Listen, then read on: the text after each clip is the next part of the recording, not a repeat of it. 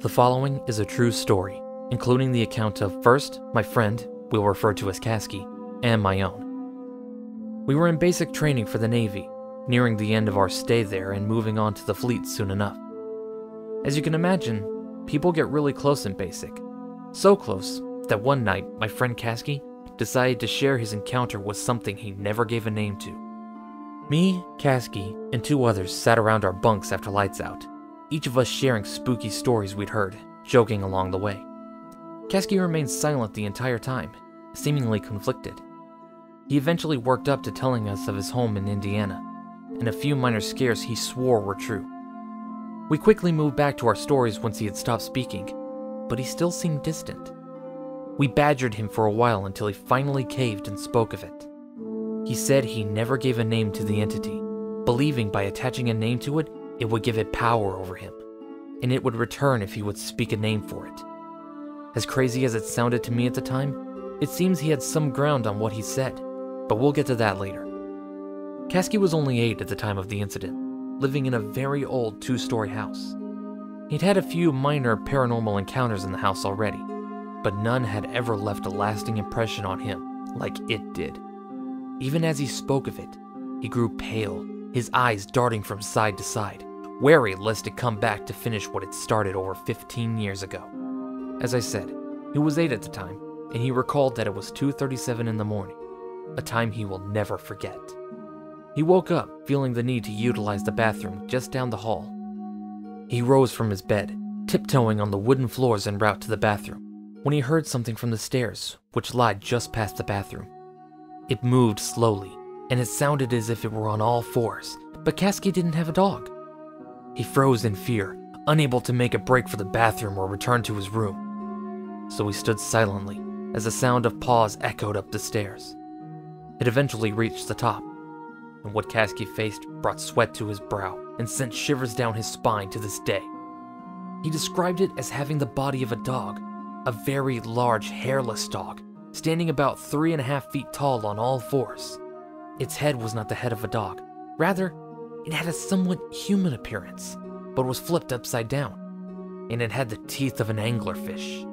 Its eyes were 2 black pits, which seemed to choke out surrounding light, but there was a faint shimmer in the middle of each, as if looking into a long tunnel. Its nose were mere slits, and its nails seemed more like talons, scratching the hard wood as it walked. He and it stared at each other for only a moment before Kasky turned and ran into his room, slamming the door shut and hiding under the blanket. But it didn't give up so easily.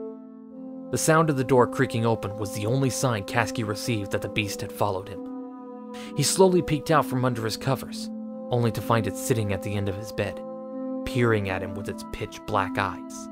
Suddenly, it jumped up, grabbing the boy by his foot and dragging him in the middle of the room, slinging him about before Kasky blacked out. He awoke the next morning, deep bite marks marking his legs, covered in scratches and bruises.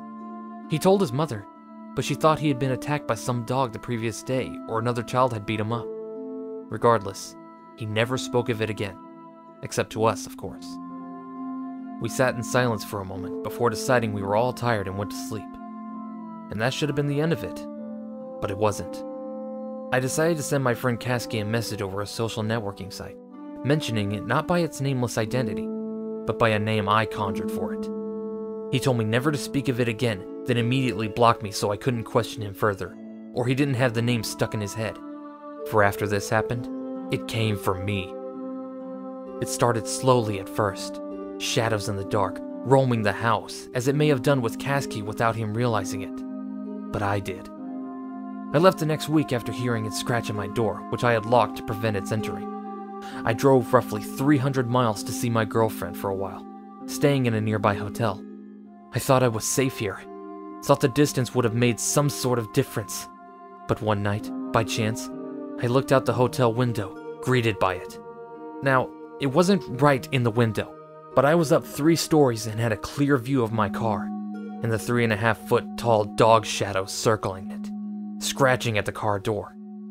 I watched it for a while, frozen with fear, then moved away from the window lest it saw me and knew my location. I would have written it off as a normal dog, except it kept coming back, circling my car night after night.